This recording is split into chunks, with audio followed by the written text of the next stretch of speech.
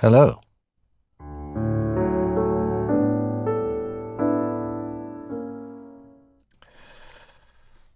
When it comes to estate matters, inheritance matters, very often one comes to a question of account rendering.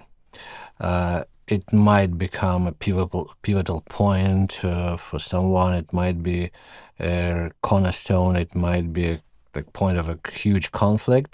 But mostly, the question is that those who have to provide this financial report, this account rendering, simply don't do that and think that they shouldn't, or they think that, well, the information they provided is quite enough. And that simple negligence might just make suspicions grow, might make conflicts grow, and it might be just easily avoidable if the account rendering was done at a due time and properly, of course. So what are we talking about? Very often, when the person before he or she passed away issued a power of attorney to a friend, a child, brother, sister, parents, whoever, at the lifetime, that person didn't ask for any accounting. It was just like relationship of trust. It was mostly like to help to deal with bank accounts, with regular payments, for example, and so forth. And the question of accounting, the question of suspicion did not even just come up. It was simple and clear, and nobody cared. But then the person passed away, and now the relationship is not with that person, but with the estate of that person, which is managed by somebody else who might be in a different kind of relationship with the power of attorney holder, or no relationship, or even hostile relationship, we don't know.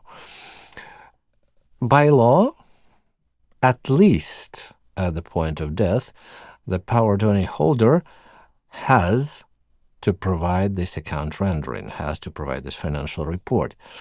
And technically, for the whole extent, from the beginning to the end, if there was no previous financial reports accepted by the now deceased person.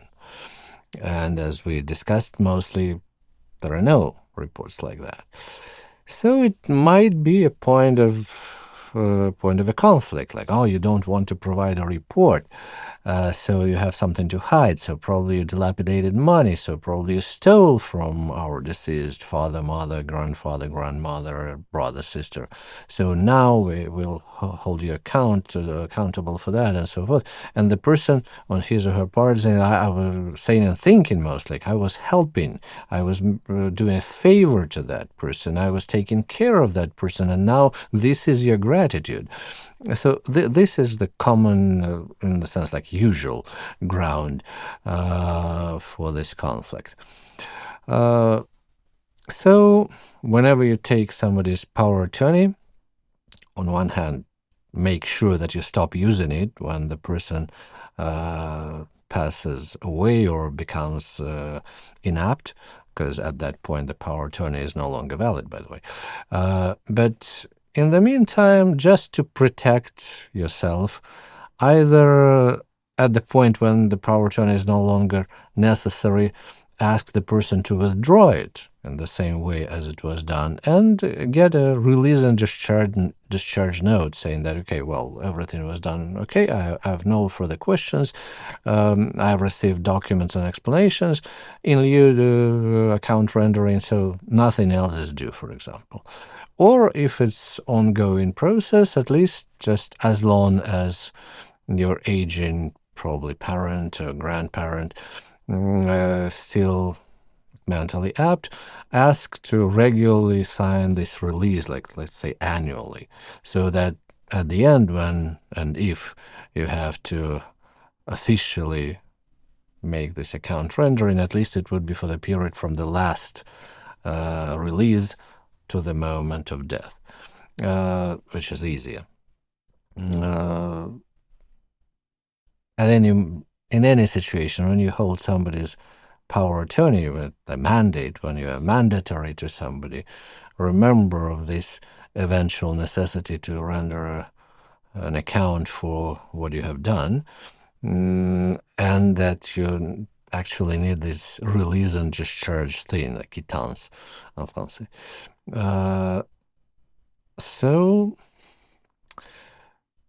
if you agree to take somebody's power of attorney, of course, at this point it seems to be easier to get a general power of attorney for everything, for forever, and just forget about that.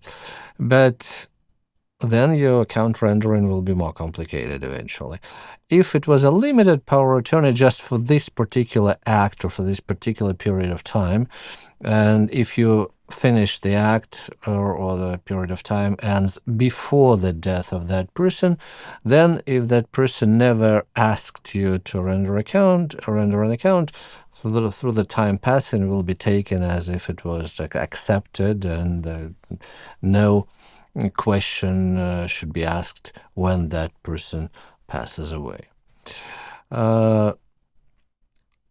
Often when the protection regime is open, again, to simplify the ongoing life, an appointed tutor or a mandatory under the protection mandate, they prefer to get rid of a tutorship council. But the tutorship council, in a way, it's a protection. Because again, every year you have to deliver this account rendering to that tutorship council. Tutorship council accepts it. So eventually you only need to provide this account rendering for the last period of time. And if there was no tutorship council and there was no regular account rendering, then again you would have to do that for the whole period of time. And maybe you're a very meticulous person, and maybe you have collected all the bank statements for the whole period and all the invoices and all the receipts, and everything is properly scanned in PDF form with dates and explanations, like this is for that can of paint, this is for those nails, this is for this medication and so forth. But maybe you didn't. And well, in the worst case scenario, that might become a problem.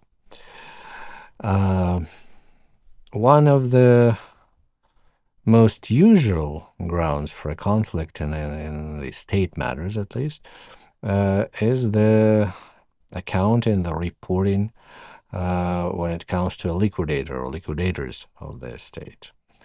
The first one is called inventory, which should deliver to the heirs, to the beneficiaries, the understanding of what are the assets and the debts of the estate, and there is a more or less clear period of time. Usually we're talking about 6 to 8 months from the death when it should be delivered, and there are many rights and potential complications that are connected to this moment when the inventory is delivered.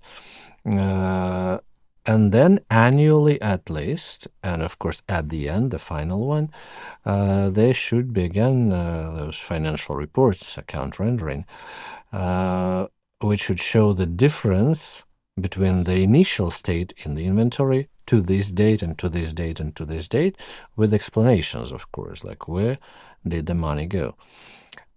Some liquidators happily reading in the will that they have full administration of the property, so they don't need the heirs' consent if they want to sell something, if they want to rent something out, if they want to just partition some property and so forth, invest.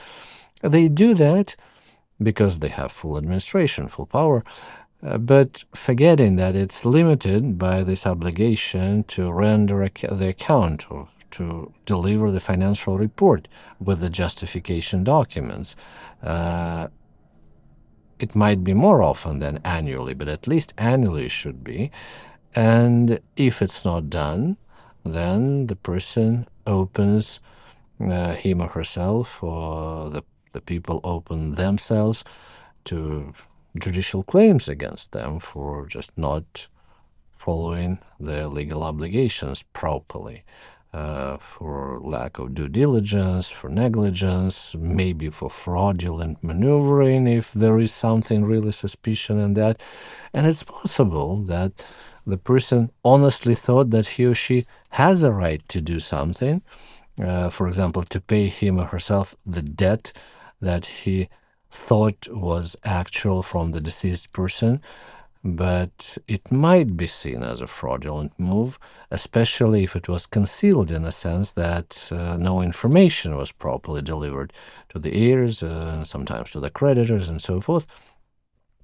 So whenever you touch somebody else's property, because all of this is called administration of property of another, be it under the power of attorney, limited or general, under the protection regime mandate, being a liquidator, executor, trustee, administrator to the estate, remember that it all goes in connection with personal responsibility. And if you wish to protect yourself, then the question of this account rendering and obtaining this release and discharge is one of your primordial concerns. It should be kept in your mind, whatever you do when it comes to some valuable assets of the estate. I saw cases when it's sometimes like 0.92 cents were in question. Well, that's of course is like a stretched story, but still, it might cause a legal case, a litigation that would actually cost you much more than 0.92 cents, or even like $1,000 or $2,000 and so forth.